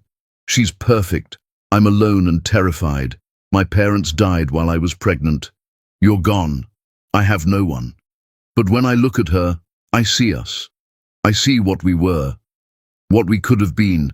I hate you. I love you. I don't know how to do this without you. But I'm going to try. For her. Love, Elena. Elena read it for the first time in 7 years and let herself cry. Really cry. For the girl she'd been, for the love she'd lost, for the 7 years of raising their daughter alone, and for the possibility that maybe, just maybe, broken things could be rebuilt into something new. Chapter 8. The family turns against him. The next family dinner at Willa and Ford's house was the first time Tom's entire family had gathered since the courtroom. His sister Piper brought her husband Rhett. His aunt Ruth came, his cousin Landry, everyone, and Elena and Sadie were invited too. Tom picked them up, and the car ride was tense. Elena sat in front, silent. Sadie chattered in the back about how excited she was to meet more family. Is there going to be other kids there? Sadie asked. My cousin Landry has twin girls your age, Tom said. Ivy and Ruby. I think you'll like them. When they arrived at his parents' house, Willa opened the door and immediately pulled Elena into a hug. Elena stiffened, then slowly relaxed, hugging back. Thank you for coming, Willa whispered. This means everything. Inside, the family was gathered in the living room. When Tom walked in with Elena and Sadie, everyone went quiet. Piper was the first to move. She walked straight to Elena, tears already falling. I'm so sorry, Piper said. I saw you at that gala. I saw Sadie. I should have asked. I should have done something. You didn't know, Eleanor said quietly. But I should have. We all should have. We all loved you. And when Tom left you, we should have checked on you. We should have made sure you were okay. Tom's Aunt Ruth approached next, looking at Sadie with wonder. You look exactly like Tom did at your age. Sadie beamed. Everyone says that. Landry's twin daughters ran up, shyly asking Sadie if she wanted to play. The three girls disappeared into the playroom, leaving the adults standing in awkward silence. Tom's father, Ford, finally spoke. Tom, can I talk to you? Outside. They went to the back porch. Ford closed the door behind them, then turned to his son with an expression Tom had never seen before. Pure disappointment. You sold your company without telling me. I had to. Without even asking for advice. Without thinking about the consequences.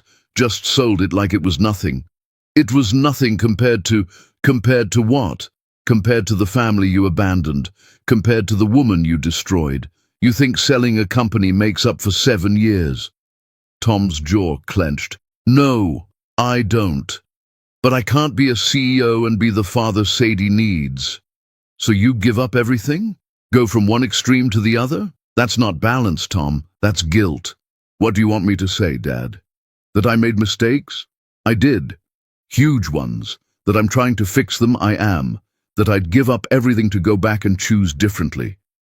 I would. But I can't. So I'm doing what I can now. Ford was quiet for a long moment. Your mother and I talked about whether to support you in this, whether you deserve another chance.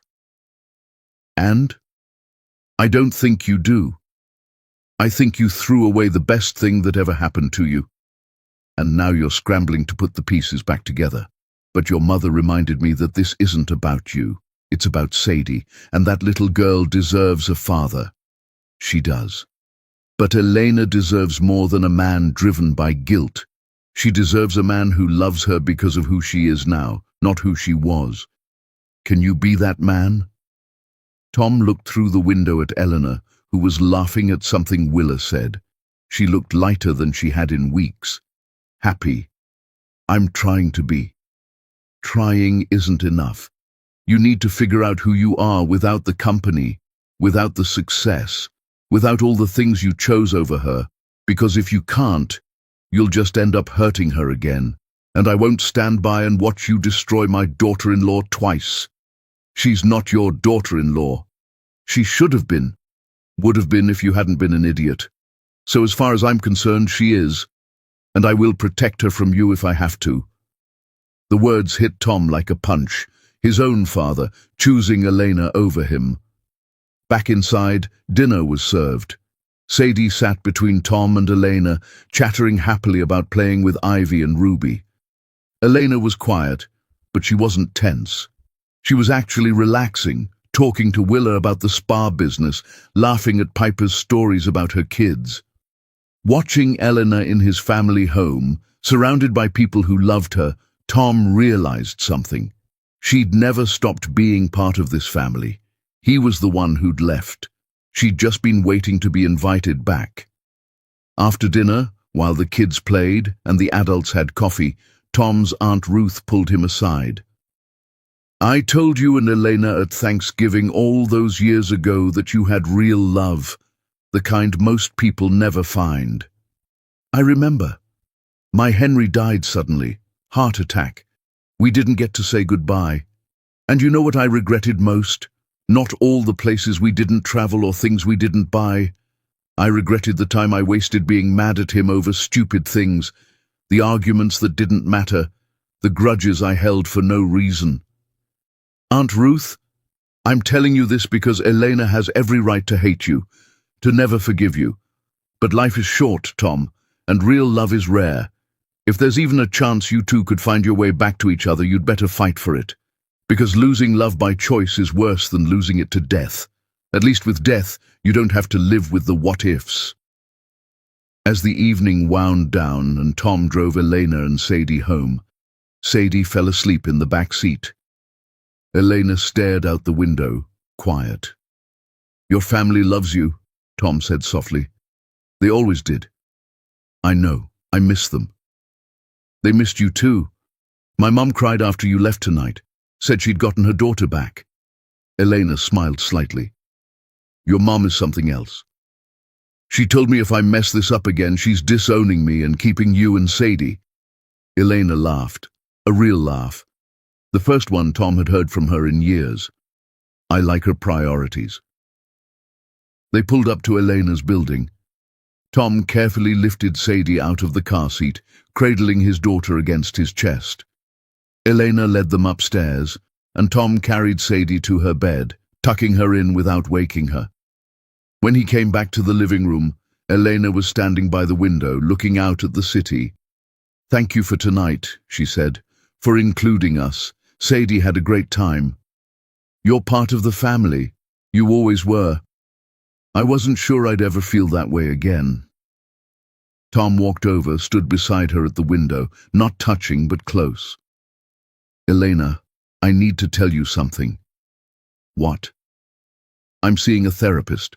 Have been for 2 weeks, trying to figure out why I made the choices I did, why I threw away everything good in my life. Elena looked at him, surprised. What have you learned? That I was terrified, of commitment, of losing my identity in a relationship, of becoming my father, who gave up his dreams to raise a family. I thought if I chose you, I'd lose myself. So I chose success instead. And in doing so, I lost everything that actually mattered.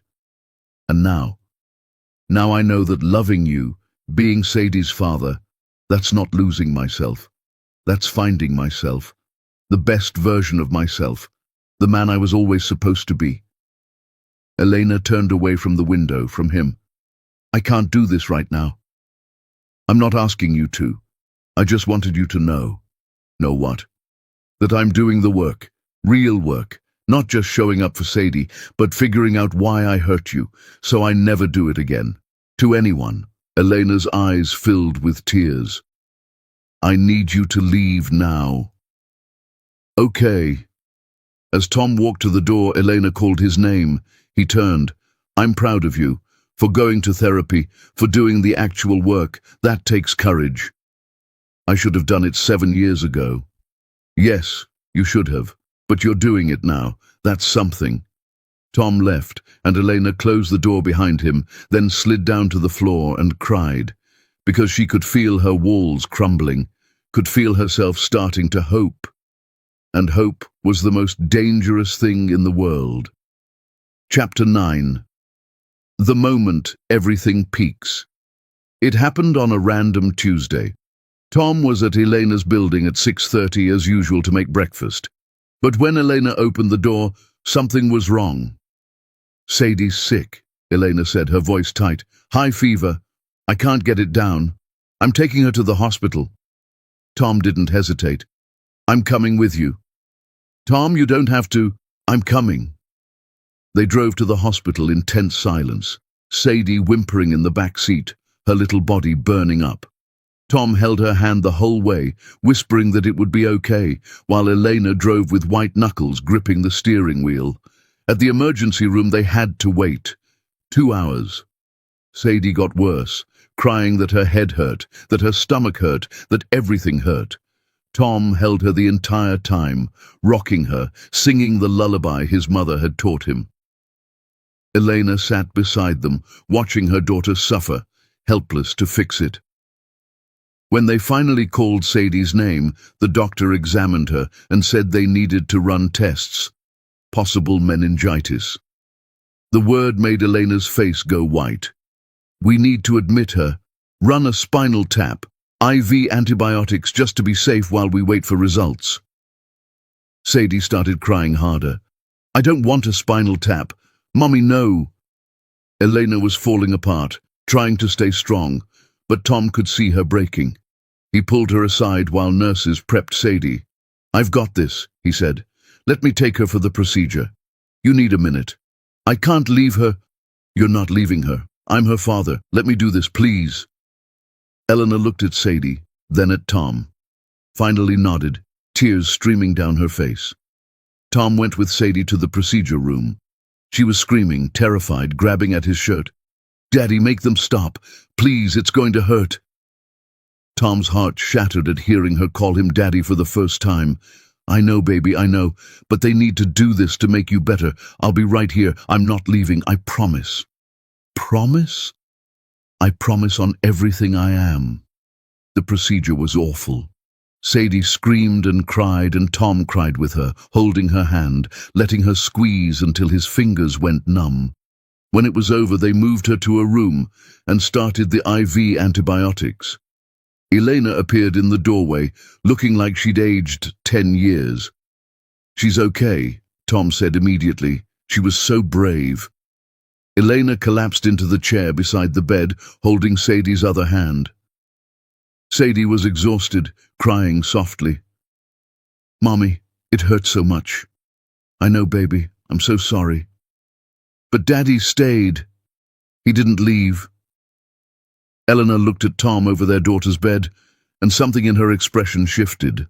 The test results came back hours later, not meningitis, just a severe infection that needed IV antibiotics for a few days. They'd keep her in the hospital to monitor her. It was 2 a.m. Elena was slumped in the chair, half asleep. Sadie was finally sleeping peacefully, her fever coming down. Tom went to the hospital cafeteria, got 2 terrible coffees, brought one back to Elena. She took it gratefully. "You can go home," Elena said. "Get some sleep. I'll stay with her." "I'm not leaving." "Tom, I said I'm not leaving. I'm her father. Where else would I be?" Elena stared at him and tears started falling again. "You called yourself her father." "I am her father." "No, I mean, you've been saying I'm Tom this whole time, but just now with the nurses you said I'm her father. Like you believe it now." "Because I do. She called me Daddy during the spinal tap, first time ever. And something clicked. I'm not just Tom anymore, I'm her dad, and that means I don't leave when things get hard. I stay." Eleanor put her coffee down, covered her face with her hands, and sobbed. Tom moved to her, pulled her up out of the chair, and held her while she broke down completely. "I can't do this anymore," Elena cried into his chest. "I can't keep pretending I don't need you. I can't keep fighting alone. I'm so tired, Tom, so tired." "Then stop fighting. Let me carry some of it. Let me be here. What if you leave again?" "I won't." "You don't know that." "Yes, I do, because I know what it's like to lose you now, and I'd rather die than go through that again." Elena pulled back, looked up at him. "Do you know what it was like those 7 years? It was like drowning. Every day, I'd wake up and think, I can't do this. But then I'd look at Sadie and force myself to keep going. But I was never living, just surviving, just getting through each day. You don't have to just survive anymore." "Don't I? What changed? You showing up for a few months doesn't erase 7 years." "No, it doesn't. Nothing can. But Elena, I sold my company. I go to therapy. I show up every single day. I held our daughter through the worst pain of her life. I'm trying to be the man you deserved back then, and I'll keep trying until you believe me." "I'm scared." "Of what?" "Of letting you in, of hoping, of believing this is real, and then waking up one day and finding out you're gone again." Tom cupped her face in his hands. "Look at me. Really look at me. I'm not that man anymore. That man was broken and scared and stupid. This man knows what matters, and what matters is you and Sadie. Nothing else." Elena searched his eyes, and Tom let her. Let her see everything. The regret, the pain, the love, the determination. "I don't know if I can trust you," Elena whispered. "Then don't trust me. Trust my actions. I've been showing up for 2 months. I'll show up for 2 years, 20 years, however long it takes." They stood there in the hospital room, their daughter sleeping beside them, and something broke open between them. 7 years of walls and pain and anger cracking. Elena didn't say she forgave him, didn't say she loved him, but she didn't pull away when Tom kept holding her. And when she finally sat back down in her chair, she didn't protest when Tom pulled his chair close and held her hand. They sat like that all night, holding hands, watching their daughter sleep, not talking, just being together. When morning came and Sadie woke up, the first thing she said was, "You both stayed." "Of course we did," Elena said. "Both of you, together, like a real family." Tom squeezed Elena's hand. She squeezed back, and for the first time in 7 years, they felt like they might actually have a chance at becoming a family again. Chapter 10. What Love Looks Like Now. 3 months since the hospital, Tom had shown up every single day without fail. He'd learned Elena took her coffee with 1 sugar and cinnamon, that she had nightmares sometimes and would call him at 2 in the morning just to hear his voice. He'd learned Sadie hated green beans but loved broccoli, that she could do cartwheels now, that her favorite subject was art. It was Thursday afternoon, parent-teacher conference day. Tom sat beside Elena in tiny chairs designed for 6-year-olds, their knees almost touching. "Mr. and Ms. Roy," Miss Rivera said, smiling. "It's Bruce," Tom corrected gently. "I'm Tom Bruce, Sadie's father." Miss Rivera pulled out a folder. "Sadie has been completely different these past months, happier, more confident. She wrote an essay for our family unit. Would you like to hear it?" They both nodded. Miss Rivera read, "My family broke, but now we're putting the pieces back together.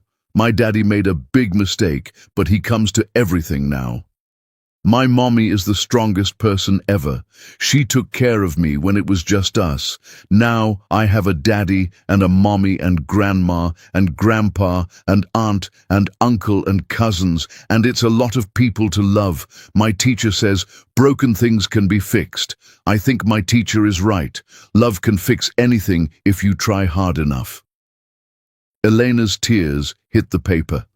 Tom's vision blurred. Miss Rivera handed them the essay.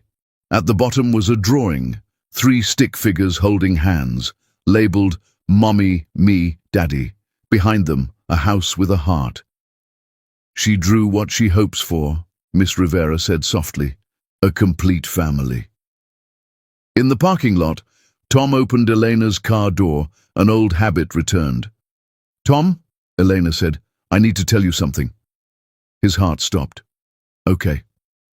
"I've been seeing a therapist too, for the past month. She asked me last week what I wanted, not what's best for Sadie, what I want." Tom waited, barely breathing. "I told her I wanted to stop being angry, that I was tired of carrying it."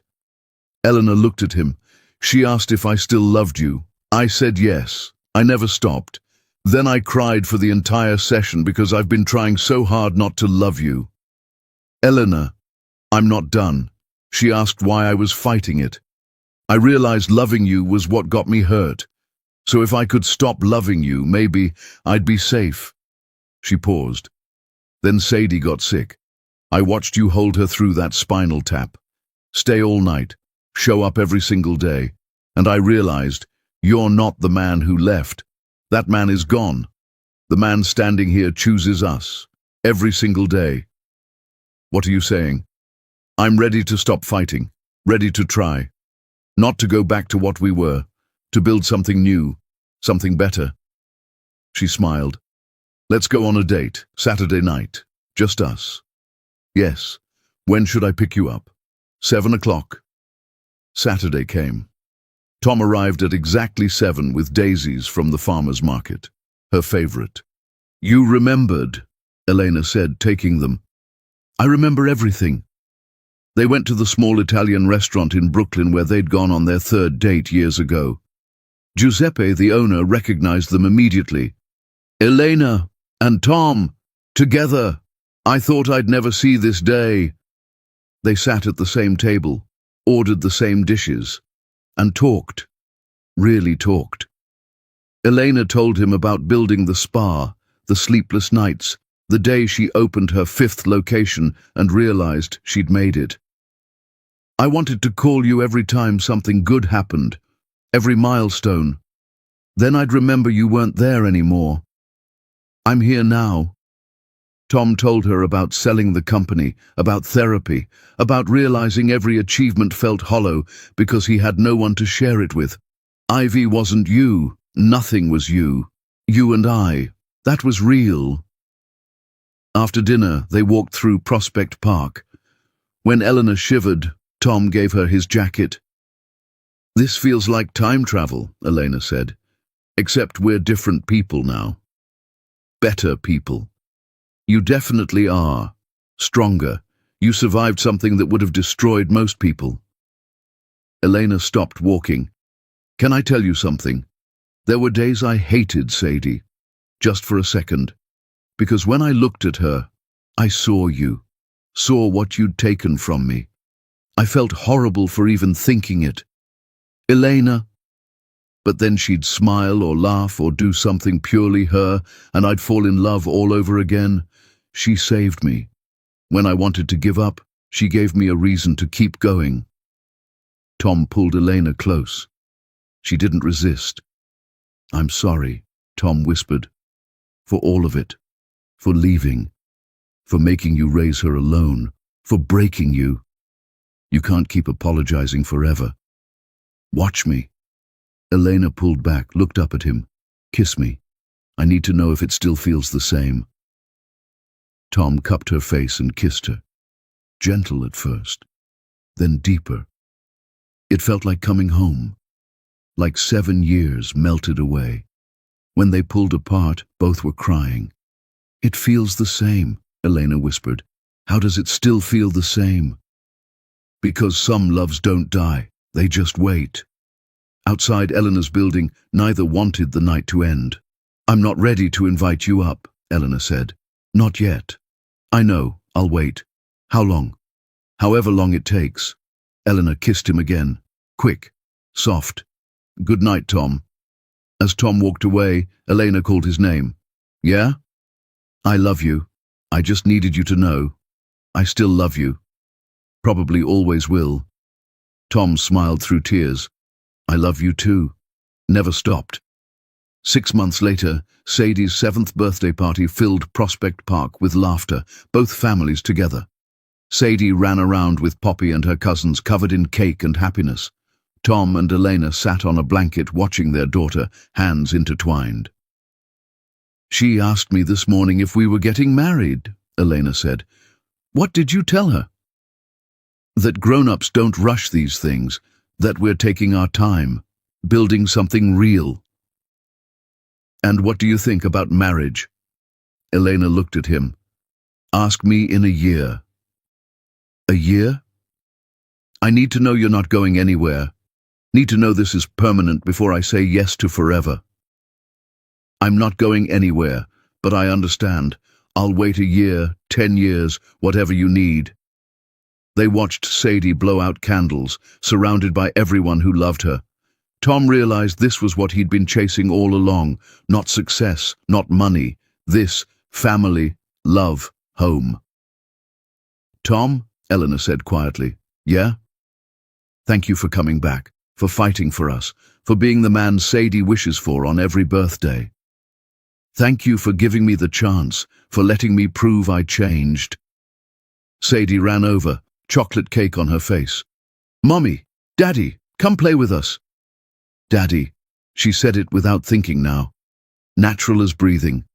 They stood, let their daughter pull them toward the other kids.